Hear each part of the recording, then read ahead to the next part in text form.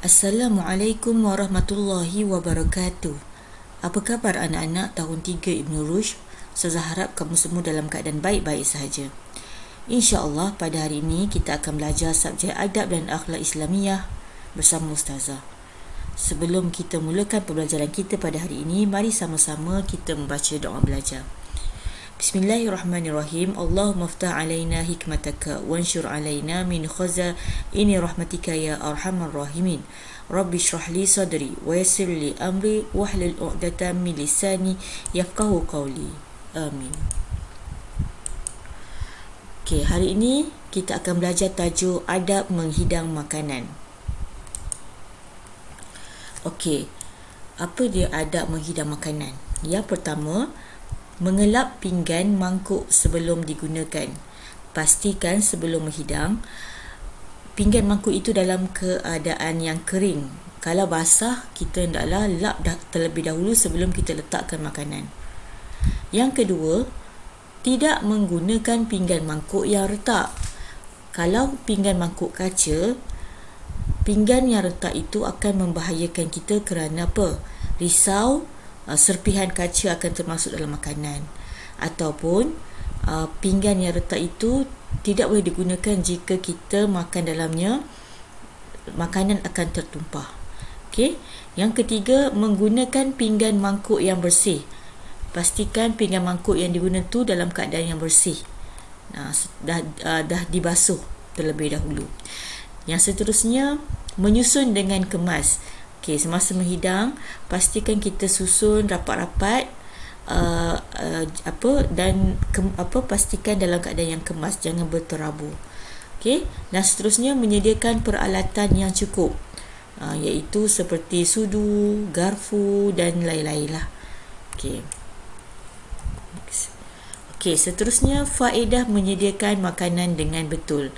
Okey, faedah dia adalah kelebihan lah, maksudnya kebaikan, kelebihan. Yang pertama, akan menjaga kebersihan makanan. Okey, bila kita beradab semasa menyediakan makanan, kita akan menjaga kebersihan makanan itu. Okey, yang kedua, tidak dihinggapi penyakit. Okey, maksudnya bila tidak dihinggapi penyakit, makanan tu makanan yang bersih lah. Yang seterusnya, menjaga maruah dan kehormatan tuan rumah. Sekiranya kita menghidangkan makanan pada tetamu, tetamu akan memberi keselesaan kepada tetamu. Okey, tetamu akan selesa dan tuan rumah pun akan rasa gembira. Okey, tidak tercedera semasa makan. Okey, contoh kalau kita dihidangkan dengan garfu ataupun pisau pemotong daging pastikan kita menggunakan dengan cermat, jangan sampai tercedera, mengakibatkan darah keluar. Makan dengan cermat, pelan-pelan. Okey, yang seterusnya memberi keselesaan pada tetamu. Inilah yang paling penting sekali. Okey, bila kita buat persediaan makanan, maka tetamu yang datang akan rasa lebih selesa. Okey, seterusnya cara mengelakkan makanan tercemar. Yang pertama, pastikan dapur bersih. Okey, masa kita masak tu, pastikan dapur dalam keadaan bersih. Okey, yang kedua, sumber makanan yang segar. Pastikan makanan-makanan tu segar, tidak layu, tidak busuk, bukan makanan yang lama lah. Yang seterusnya, gunakan alatan dapur yang dicuci. Okey, kalau kita masak, gunakan kuali atau periuk ataupun senduk dengan yang telah dicuci.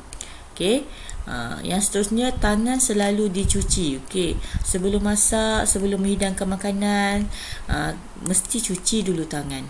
Okey, kemudian gunakan kain lap yang bersih. Okey, untuk lap kawasan yang kotor. Okey, apa dia akibat jika tidak menjaga adab menghidang makanan? Yang pertama, makanan tu akan tercemar. Okey, kalau kita tidak melakukan pembersihan, makanan itu akan tercemar. Apabila makanan tercemar, apa yang jadi? Yang kedua, senang dihinggapi penyakit. Penyakit sakit perut, cirit-birit, sebabnya makanan dah tercemar. Kemudian tetamu tidak selesa. Okey, kalau ada tetamu kita hidang makanan yang apa, yang tercemar ke, atau makanan yang tak cantik ke kan, tetamu tak rasa tak selesa nak makan ke tak makan. Kalau tak makan nanti tuan rumah kecil hati pula. Okey. Yang seterusnya, keselamatan dan kesihatan diri tidak terjamin. Ini samalah juga. Okey, bila kita makanan tercemar, maka keselamatan dan kesihatan diri tidak terjamin. Dan yang akhir sekali, mengaibkan tuan rumah kerana tidak menghormati tetamu. Inilah membuatkan tetamu tidak selesa yang tadi tu. Okey. Okey, itu saja daripada Ustazah. Ustazah harap kamu dapat memahami tajuk yang Ustazah ajar. Jumpa lagi insya-Allah. Jazakallahu khairan jazak. Assalamualaikum warahmatullahi wabarakatuh.